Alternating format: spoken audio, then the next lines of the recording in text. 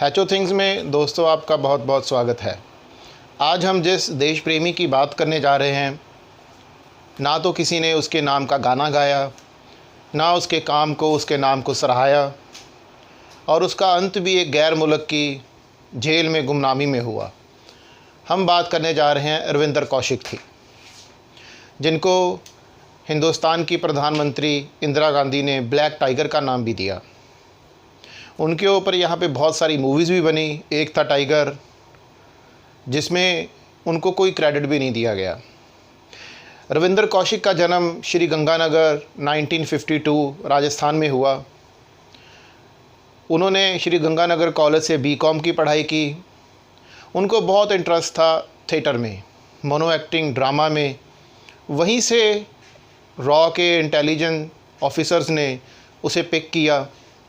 उसके साथ के दोस्त सुखदेव सिंह कहते हैं कि रविंदर अपने कॉलेज के सबसे फेमस स्टूडेंट्स में से एक था, उसकी एक्टिंग की वजह से। खैर, जब उसे रॉ ने पिक कर लिया तो उसे दिल्ली लाया गया। दिल्ली लाके उसकी ट्रेनिंग की गई 2 साल तक। उसको इस्लाम के बारे में, उर्दू के बारे में ट्रेनिंग दी गई। दोस्तों, रॉ पाकिस्तान के लिए ज़्यादातर एजेंट्स पंजाब, हरियाणा, राजस्थान से लेता है, क्योंकि इन स्टेट्स को पंजाबी भी आती है और पाकिस्तान में पंजाबी ही चलती है, पंजाबी या उर्दू लैंग्वेज। तो उसकी ट्रेनिंग के बाद उसका सारा रिकॉर्ड हिंदुस्तान से मिटा दिया गया। 1975 में उसे पाकिस्तान भेजा गया। दोस्तों, पाकिस्तान जाने के बाद रविंदर ने कराची यूनिवर्सिटी से LLB की। उसके बाद वो वहाँ पाकिस्तान आर्मी में ज्वाइन हो गए as a commissioned officer. Ravinder ने वहाँ एक मिलिट्री पर्सनल की बेटी अमानत अली से शादी की। उनका एक बेटा भी हुआ।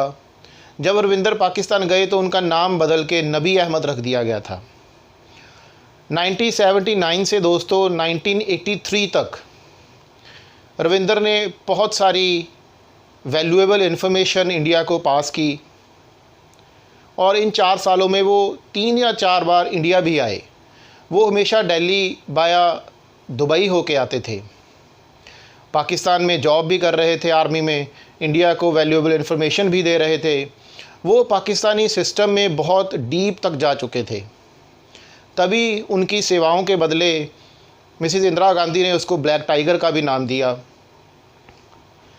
उनका डिज़ास्टर दोस्तों शुरू हुआ 1983 में, जब रॉ ने एक लो लेवल का एजेंट वहाँ पे भेजा, जिसका नाम था इनायत मसीह। दोस्तों, इनायत मसीह को पाकिस्तान इंटेलिजेंस ने पकड़ लिया, और इनायत मसीह बहुत जल्दी टूट भी गया। उसने रविंदर कौशिक का कवर ब्लो कर दिया, रविंदर कौशिक के बारे में बता दिया, और रविंदर कौशिक को कैप्चर कर लिया गया। सबसे पहले उसे सियालकोट जेल में रखा गया। 2 साल बाद 1985 में दोस्तों रविंदर कौशिक को मौत की सज़ा दी गई, और बाद में पाकिस्तान सुप्रीम कोर्ट ने उसकी मौत की सज़ा उम्र कैद में चेंज कर दी। दोस्तों, उसके बाद 16 साल तक रविंदर वहाँ मियाँ वाली जेल में रहे, लेकिन वो कैसे तो भी करके अपने घर पे कुछ लेटर्स भेजने में कामयाब भी हो गए, और उन लेटर्स में अक्सर वो अपना दर्द बयान करते थे। एक लेटर में उन्होंने अपनी माँ को लिखा कि क्या भारत जैसे बड़े देश के लिए कुर्बानी देने का यही सिला मिलता है। उनके जो छोटे भाई थे राजेश्वर नाथ कौशिक और उनकी माँ आमला देवी, उन्होंने सिस्टम के इंडियन PMO को बहुत सी लेटर्स लिखी। उनकी माताजी ने श्री अटल बिहारी वाजपेयी जी को भी लेटर लिखा कि अगर रविंदर एक्सपोज ना होता तो वो आज पाकिस्तान आर्मी में किसी बहुत बड़ी पोजीशन पे होता, लेकिन वो सर्व फिर भी इंडिया को कर रहा होता। अगर हिंदुस्तान चाहता तो सरबजीत की तरह, कुलभूषण यादव की तरह उसे बचाया जा सकता था। बीमारियों की वजह से उसे दिल और हार्ट डिसीज़ थी, लंग डिसीज़ थी। उसकी वजह से 2001 में नवंबर में मियाँ वाली जेल में ही रविंदर की मौत हो गई, और उसी मियाँ वाली जेल के बैक साइड में रविंदर को दफना दिया गया।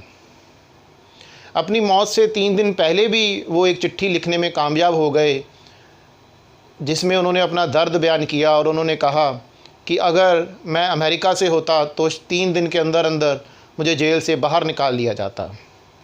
अगर हमारा सिस्टम सरबजीत के लिए इतना कुछ कर सकता है, भले ही सरबजीत वापस नहीं आ सका, लेकिन उसका नाम तो हुआ। कुलभूषण यादव के लिए इतना कुछ कर सकता है, तो रविंदर कौशिक को क्यों छोड़ दिया गया? यही उसके परिवार का कहना है।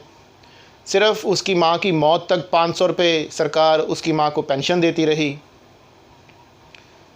हमारा सिस्टम, हमारा मीडिया ऐसे ऐसे लोगों को ग्लोरीफाई करता है जिनका 1% भी अपने देश की तरफ कोई कंट्रीब्यूशन नहीं है, और रविंदर जैसे लोगों को ना ग्लोरीफाई किया जाता है और ना उन्हें याद रखा जाता है। शहीदों की चिताओं पे हर बरस लगेंगे मेले, वतन पे मिटने वालों का यही बाकी निशान होगा।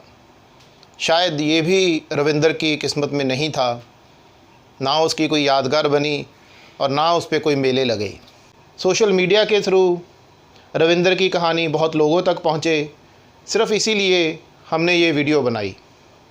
उम्मीद करता हूँ आपको ये वीडियो अच्छी लगी होगी। अगर अच्छी लगे, कोई नई जानकारी आपको मिली हो, तो सब्सक्राइब और लाइक ज़रूर कीजिए। Thank you very much.